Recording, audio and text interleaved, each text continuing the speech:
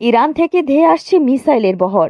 Israeli সেনাবাহিনী জানিয়েছে, Iran থেকে কিছুক্ষণ আগে ইসরায়েলি ভূখণ্ডের দিকে ক্ষেপণাস্ত্রের বহর নিক্ষেপ করা হয়েছে। হুমকি প্রতিহত করার জন্য তাদের প্রতিরক্ষা ব্যবস্থা কাজ করছে বলে জানিয়েছে ইসরায়েলি বাহিনী। খবর আল জাজিরার। বাসিন্দাদের সতর্ক করে ইসরায়েলের সেনাবাহিনী বলেছে, সতর্কতা পাওয়ার পর আপনাদের অবশ্যই সুরক্ষিত এলাকায় প্রবেশ করতে হবে এবং পরবর্তী নির্দেশ না দেওয়া পর্যন্ত সেখানেই থাকতে হবে। তবে ইরানি ক্ষেপণাস্ত্র উৎক্ষেপণের খবর দেওয়ার পরপরই ইসরায়েল সেনাবাহিনী দাবি করেছে, ইরান থেকে ছোড়া বেশিরভাগ ক্ষেপণাস্ত্রই প্রতিহত করা হয়েছে। তবে কোনো ক্ষেপণাস্ত্র বিমান প্রতিরক্ষা ব্যবস্থা ভেদ করে ইসরায়েলে পড়েছে কিনা তা বলা হয়নি।